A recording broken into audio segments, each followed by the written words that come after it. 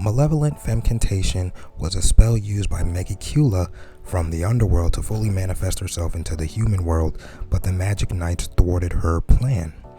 And speaking of fully manifesting, there's an assumption in the community that Megicula only manifested 1/3 of her true form. However, that isn't the case. We've actually seen all 3 of her forms. Let's take a look at what I mean. So we know the requirements for Malevolent Femcantation was to curse to death 3 same-sex mage using a spell in devil language. The first mage was Aesir Silva, who was cursed sometime after Vonica acquired Megicula. In addition, we learned that this spell can affect third parties who know about the curse, like Nozel.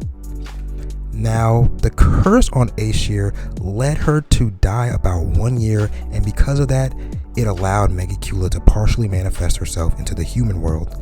So essentially, this is her one third of her true form, right?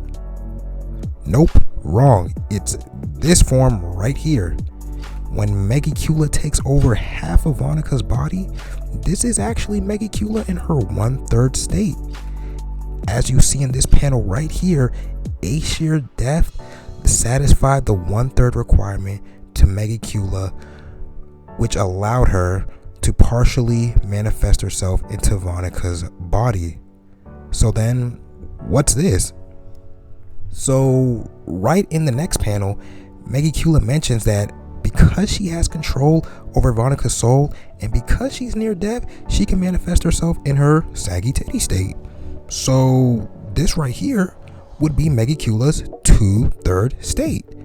But since Vonica is still alive, the form you see on your screen is her 2/3 form, but it isn't perfect until Vonica is completely killed off.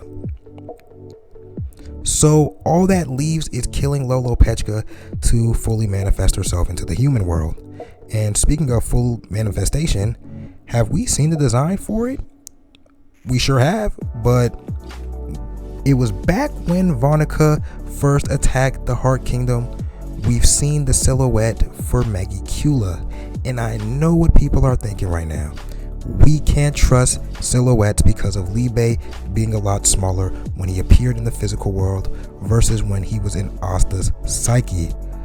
But then these same people leave out the parts that were accurate, like Libe's horns, the shredded wings on his back, and the crazy hairdo was more or less the same.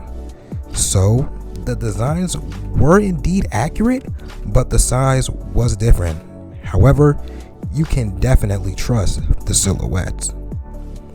So all 3 forms go in this order right here. This is her 1/3 state when she appears through half of Vonica's body. The 2/3 is when she's in her saggy titty state. Yep. And her full manifestation is silhouette, but I'm positive we'll see her in the future since she told us the gates were insurance. Now, I know some people believe that since her heart was sliced, then that means she's dead, kind of like Zogred, and okay, I can understand why they see it like that, but here's the difference. Zogred fully manifested into his own body when he was in the Shadow Palace. This isn't the case with Megicula. She was still in the underworld when she casted this spell. However, when Megicula told us that the gates were insurance, why do you think she told us that? If destroying her heart means that she's done for good? The only way the gates could be insurance is if she failed to manifest. And how would she fail? By someone destroying the heart she had in her 2/3 state. That's the only way she could fail. So I am a firm believer that we will see Megicula again, and this is when Gordon will really get his time to shine. So now that we've covered her forms, let's take a look at what she's been capable of doing with the souls in her possession. We've seen Megicula use Aesir steel magic and Vonica's blood magic since she's in possession of their souls. So it seems that souls and magic are connected, which they have been hinted at in the past, but if you're in possession of them, then you're in control of the magic attributes of those individuals. And in this case, Megicula has 3 magic attributes in her possession because of those very souls.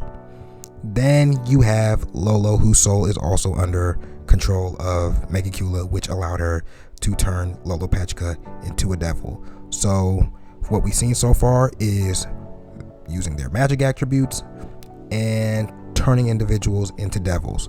Whoa, that's OP.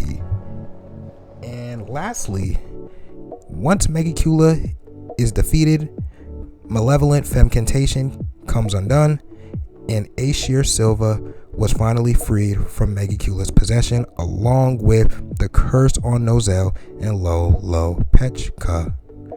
So it would seem that all the individuals affected by Malevolent Femcantation are no longer cursed, but it doesn't mean all of Megicula's curse in the human world are gone, mainly because I believe Megicula is still alive, but back in the underworld, getting an earful from Lucifero after trying to sneak out past her bedtime. Alright, that's it for me. Hope this was insightful. Feel free to share and reference it whenever you need it. Peace out.